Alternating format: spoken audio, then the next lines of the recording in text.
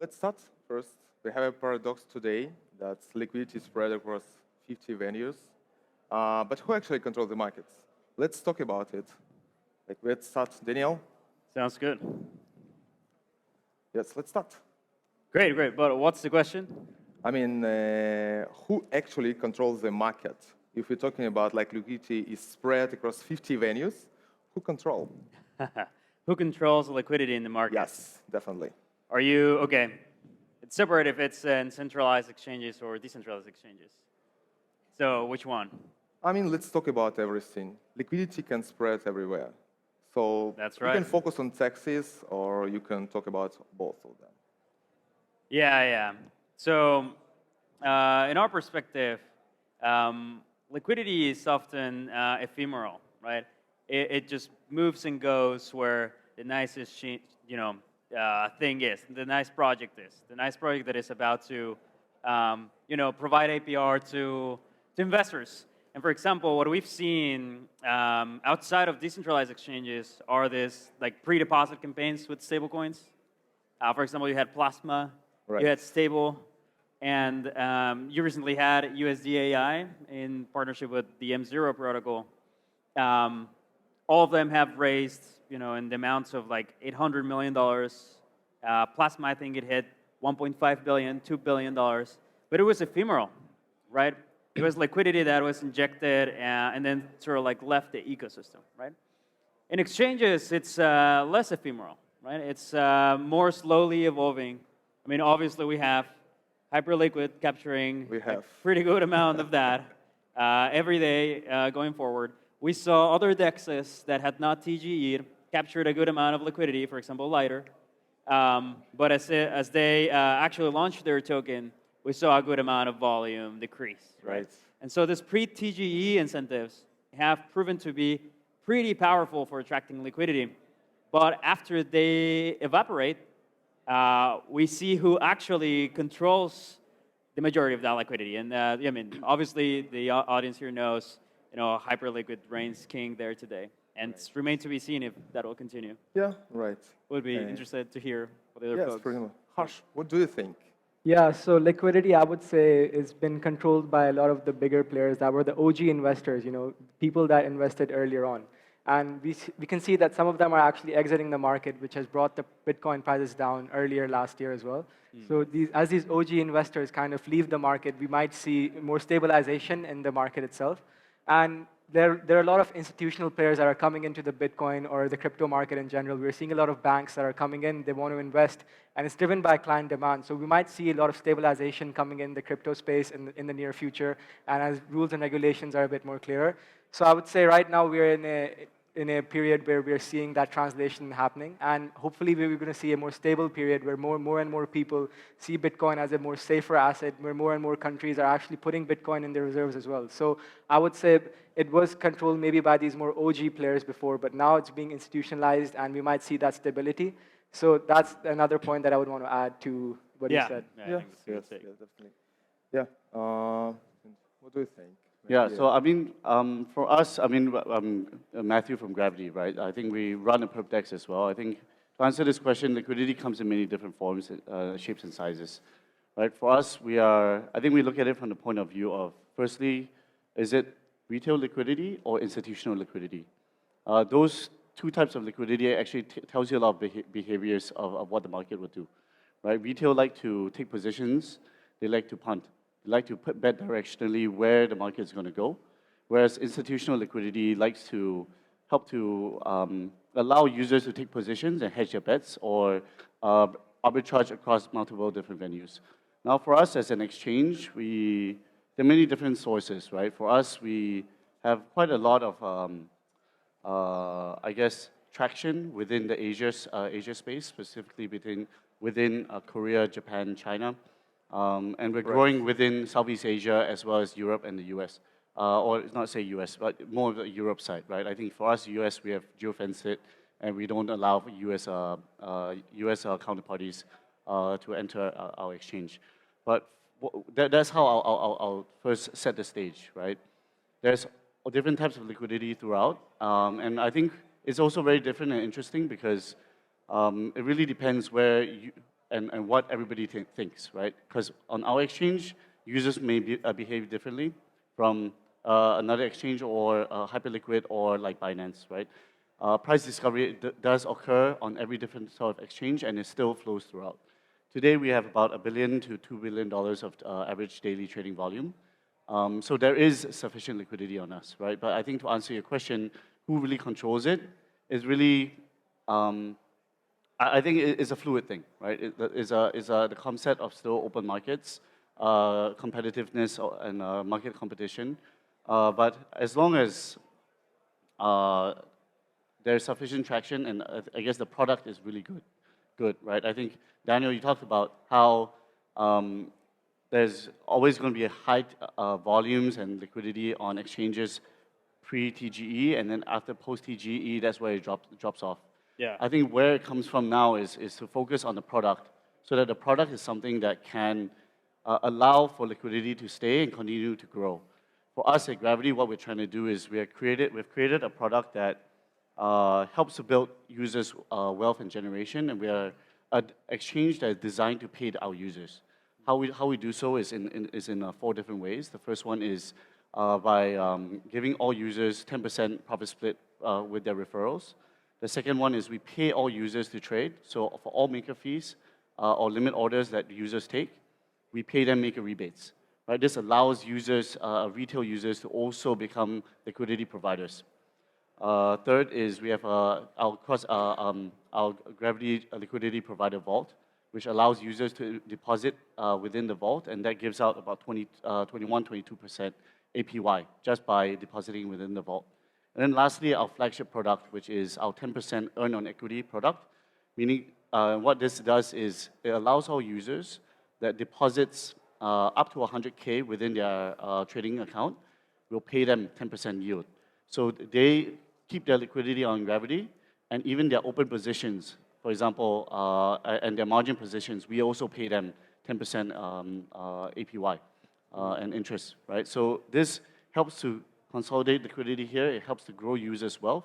And that's why I would say, my answer to this question is a little bit long-winded, but I try my best to control the liquidity, right? Yes. I try to keep all funds on Gravity and provide something for our users. And Harsh, you mentioned that fragmentation is not just about money, it's about complexity. Do you think 12 or seed phrase, for example, the biggest barrier to decentralized control? Sure. And maybe how does Bullbit make it easier? For normal person, I mean. Sure. That's a great question. And let's be very honest. How many people in this room actually enjoy remembering 12 words or writing 12 words down on a piece of paper and putting it under your mattress, hoping not to lose it? And to be honest, I believe not so many people would enjoy doing that, right? And that's what's keeping 99% of the Web2 users out of our ecosystem in general. And for me, that's not really control. It's more so anxiety. So people are used to hitting the forget password button, but we're not used to losing our savings just because we can't have that 12-word seed phrase. So at Bullbit, we have something called native account abstraction with passkeys. So what that means is that you can use your biometric data, such as fingerprint or your face ID, to approve trades. So under the hood, what's essentially happening is that there's a cryptographic key that's interacting directly with the blockchain. So it's basically like a hardware wallet where everything is stored inside your mobile device itself. So it can be compared to the banking application that we're using on a daily basis.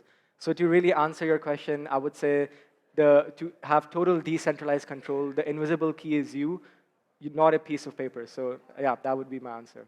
Okay. And Daniel, what do you think? We already started to mention about users. Do you agree that experience of users the biggest problem? It could be a biggest problem.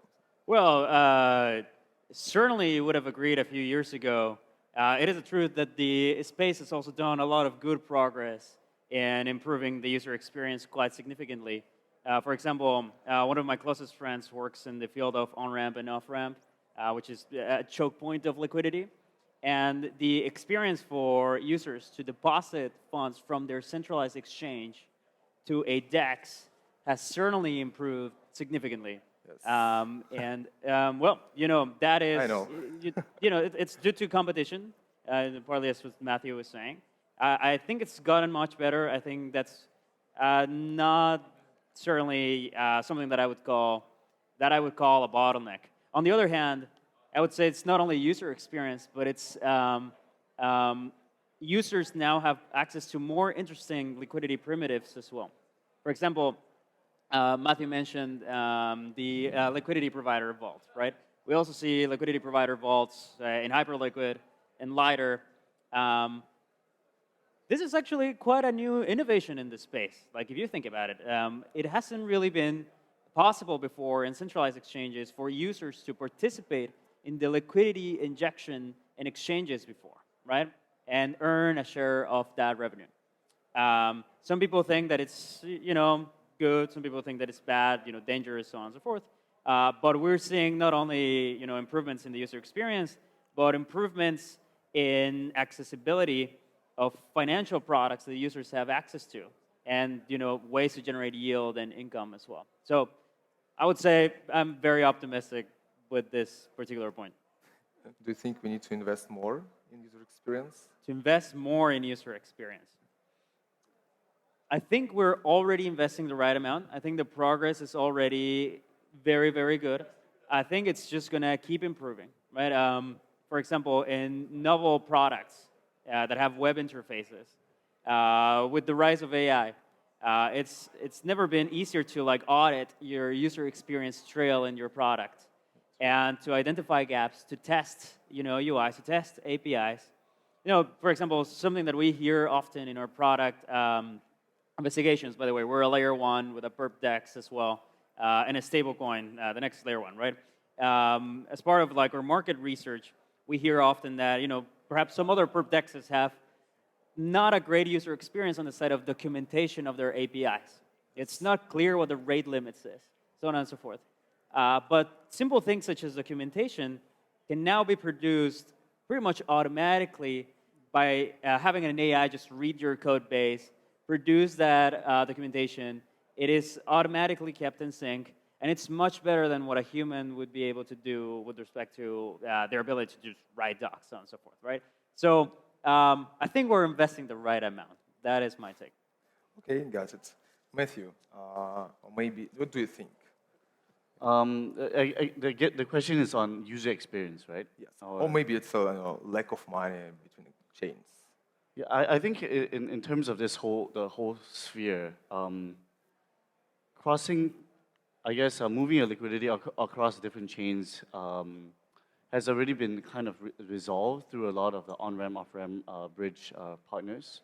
Obviously, it can get a little bit better, and sometimes it does get a little bit confusing, right? I guess for existing, and maybe I'll take this back, right? There are two types of users that we talk about. Our traditional Web3 users that already know how to bridge across multiple and different assets and different platforms, and potentially our next user base, right? I think we should think about it and look at it from the point of view of which are our next user base, which might be our Web2 users or users that typically trade on equity, FX, commodities. Maybe that's where we should invest our time looking at them and seeing how we can bring them on board and to trade on a perp dex.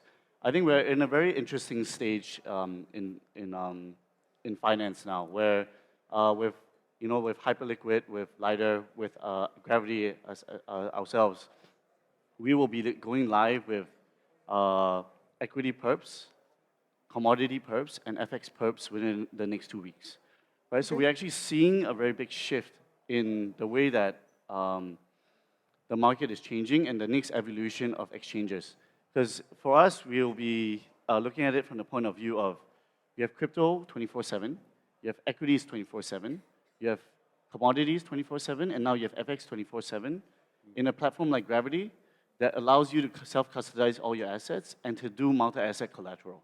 I think this aspect of user experience is really the next stage.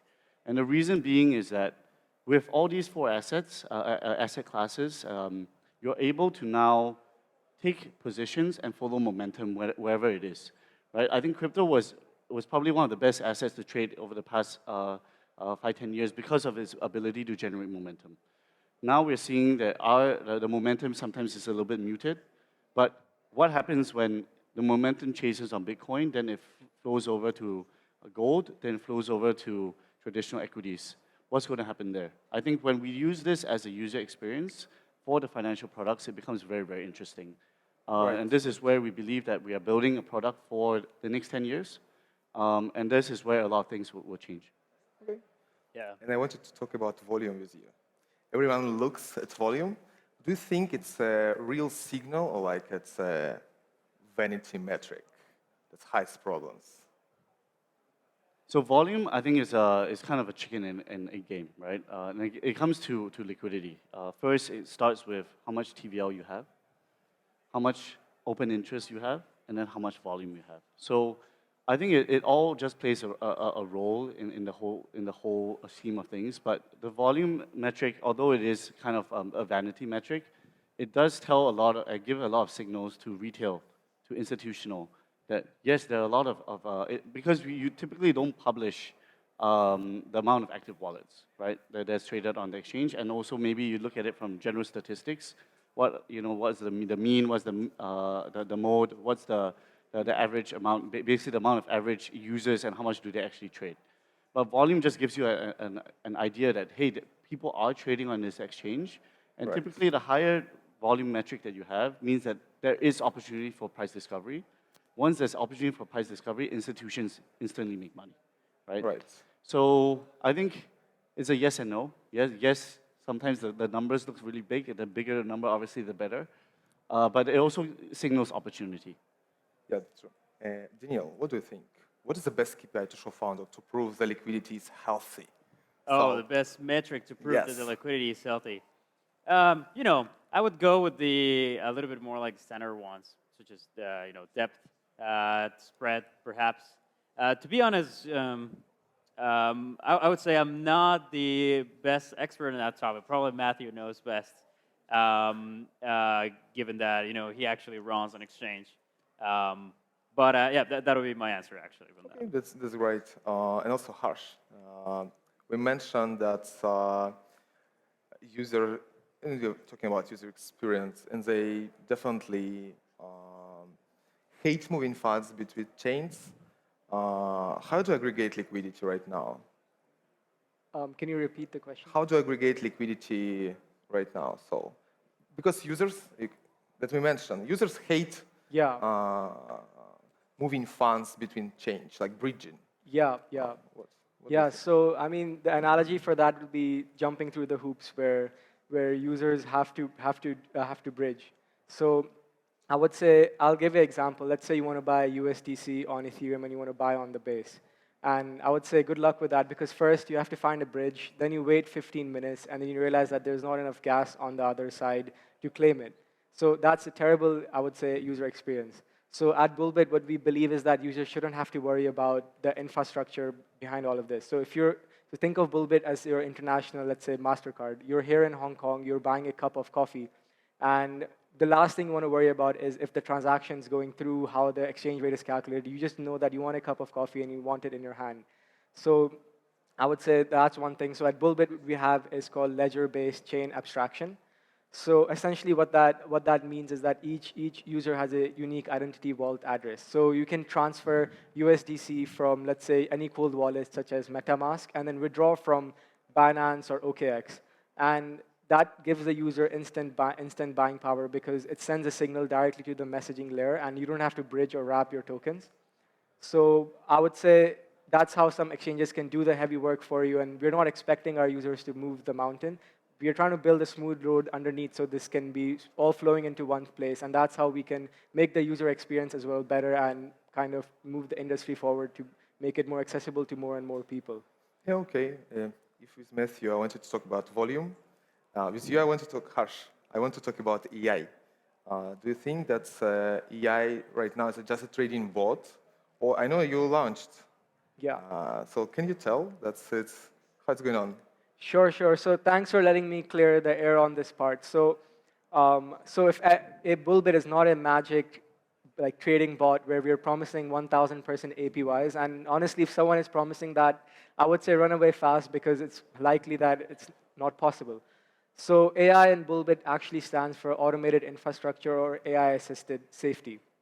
So we have a lot of the pros, these people have access to more sophisticated tools, like let's say a Bloomberg terminal, and they can see the funding rate, they can understand the market sentiment, they can understand the order books, which could be complicated, they can understand these complex metrics.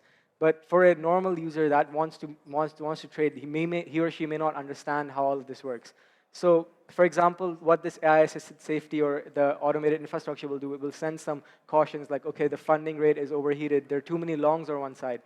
So it can help you understand the market momentum in general and make more informed decisions instead of walking in the dark without a torch.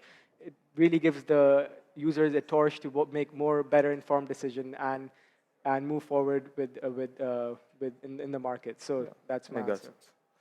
And Matthew, if any exchange stopped working, people lost control. Do your users have like literal exit button? Yeah, so I think for us, what makes us different is, I guess again, to answer your question, is answers in two different forms, right? The first one is on centralized exchanges and then decentralized exchanges. For us, I think for the first portion for centralized exchanges, the moment that a centralized exchange goes down, there's a high chance you won't be able to withdraw, right? But for decentralized exchanges, the answer is always yes. For us, we're built on Ethereum, I guess a layer 2, ZK Sync, of which we inherit basically Ethereum's settlement finality.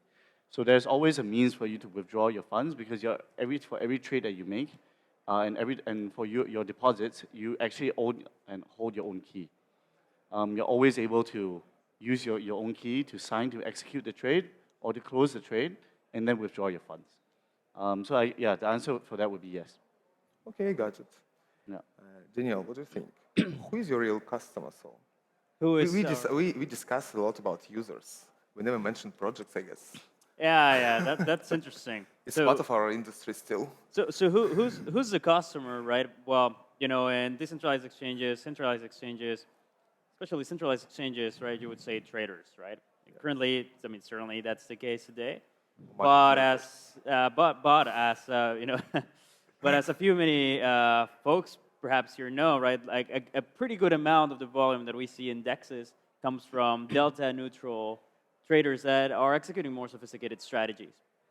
For example, there are people that are just doing arbitrage, right? There are projects like Athena, right? They're currently not trading in various DEXs, but there are other people that are seeking to execute these delta neutral strategies to just profit from the arbitrage opportunities. So how do you classify those users? They're not like retail users. They are more sophisticated actors.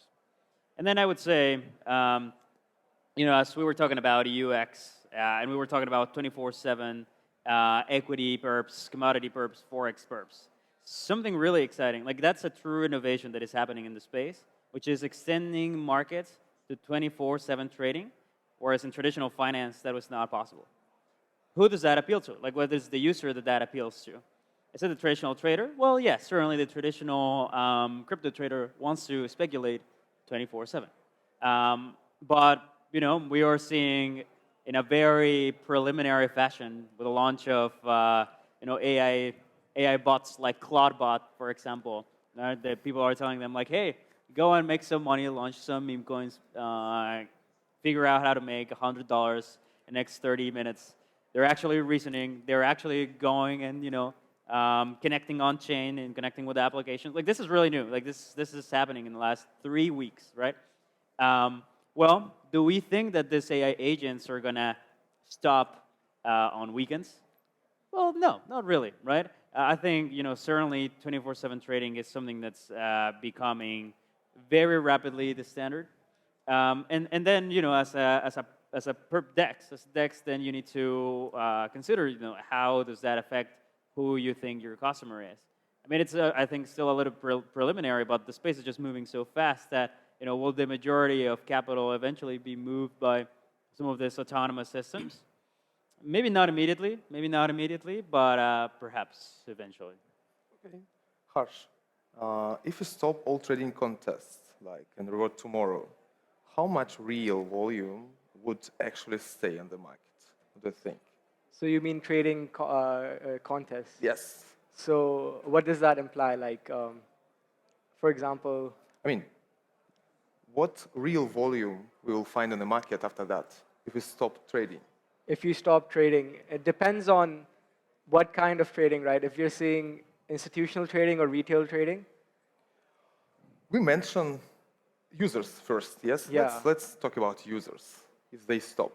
Yeah, so I would say for the real volume in the market, I would say that if they stop trading, I would say the volume will just essentially just sit there. So I would say it just depends on how much stake they have put in. But I would say there would still be quite a significant amount because there's already so much open interest or so much trading that's already happening. So if it still stopped, we would still see the price more stabilized, but there would still be a significant amount of volume that would still be left in the market. And that honestly what shows the strength that we have in the crypto industry in general. So I would say we would still have a significant amount of volume still in the market. Okay, right. I see. We discussed a little about commissions for arbitrage. What do you think? Let's talk about it here. Do you still think that to reduce, for example, commission for arbitrage to 0, for example, is it not a good idea? I mean, for audience, I will remind that in 2022, 2023, to support the market, Binance reduced commissions for it, and it helped, really helped. I think the microphone. Micro disabled. is off. Some technical support. So I think your question was the fact that we have back in no, it's okay, it's all right. Back in 2022, I think Binance reduced a lot. Hello.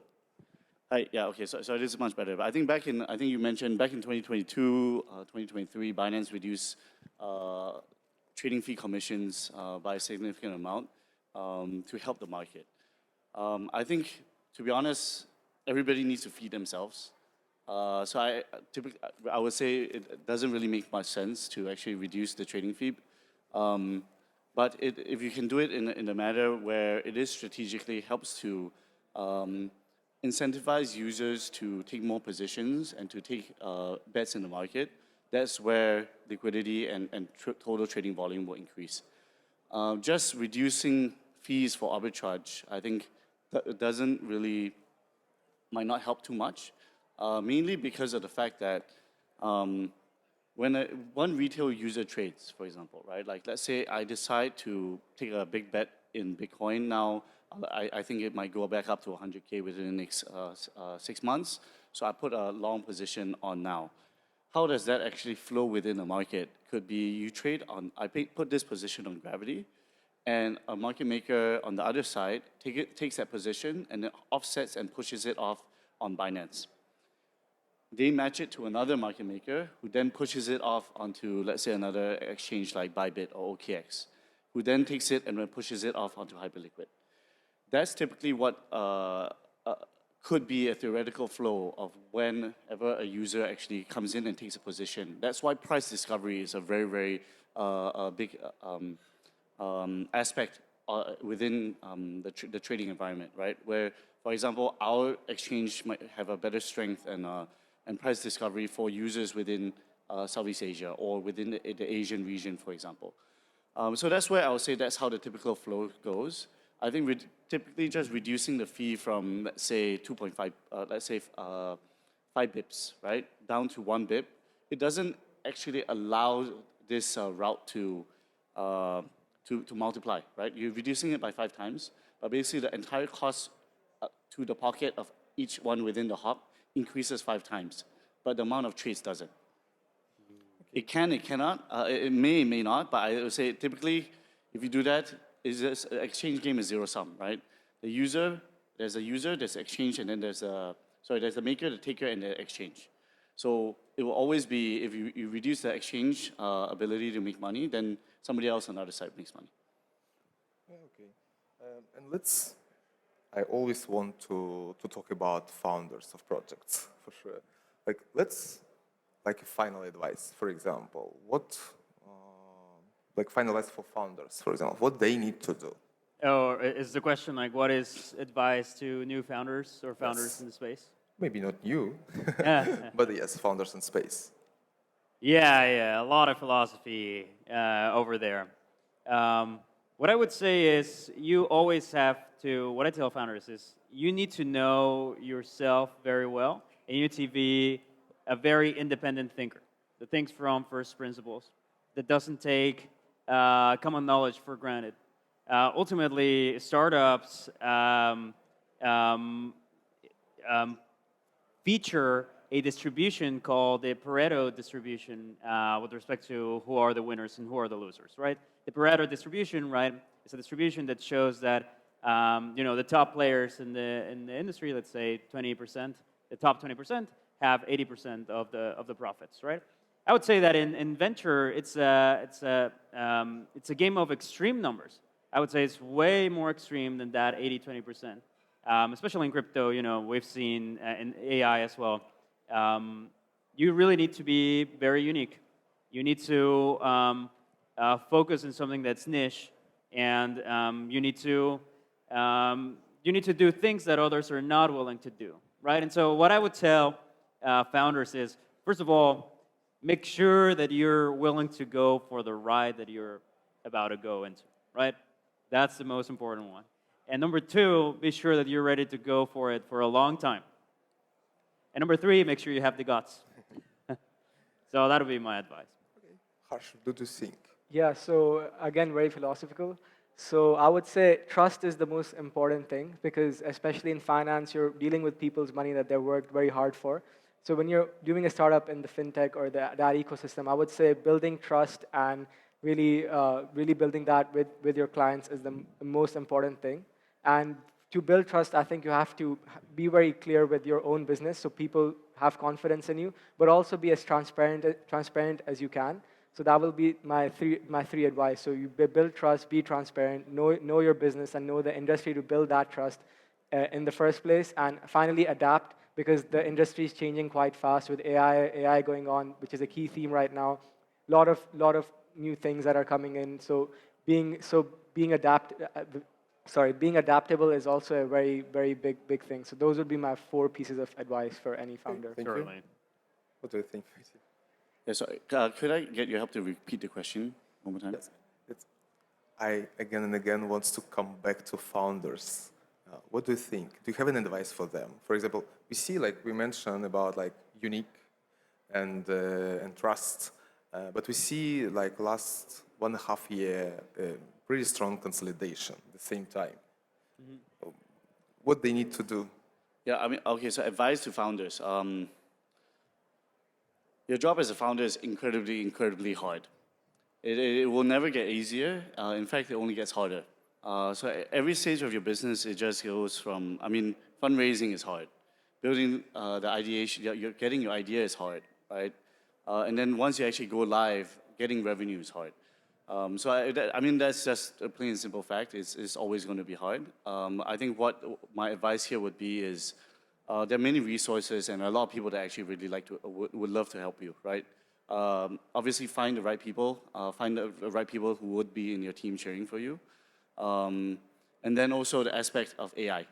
AI, they have no motive, they have no intention. They're just there to help. We need to say it often, yes. AI. Are we not allowed to talk about AI? I mean, we mentioned it just 5, 7 Yeah, times. It's not Yeah. a lot. No, but I mean, I think AI is basically a very big research tool that you can use. That's true. And also it just allows you to multiply your efforts as a founder, right? So just make sure you do the right research, put your team in the right places, because AI is just a multiplication factor. It allows you to run a smaller team now than you would maybe 2 years ago, right? Like, for example, if we launched this exchange now compared to 2 years ago, I might need 1/3 the size. So I think that's one of the advice as well. It has gotten good. It's not the best yet for AI, but I think leverage what you can, leverage the resources that you can, and then don't be afraid to ask for help. People are always willing to help, and there are a lot of people with good intentions and willing to cheer for you. Yeah. I like your advice. I really enjoy trust and love to be unique. Definitely. Thank you for our speakers and audience. Thank you very much. Thank you, Igor.